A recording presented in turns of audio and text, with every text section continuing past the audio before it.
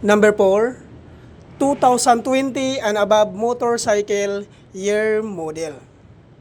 Kung sakali naman po guys, wala pa po kayong NBI clearance, don't worry po guys. Pwede pong pumunta kahit wala po kayong NBI clearance. Dahil ang NBI clearance po natin ay pwede lang pong tupalo po ito.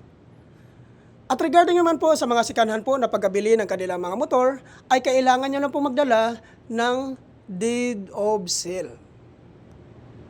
At kailangan po guys, naka-notarize po yun. At tungkol naman po doon sa mga hindi po nakapangalan sa inyo yung mga motor, ay kailangan nyo lang po magdala ng authorization letter. Hingian nyo po ng one valid government IDC owner.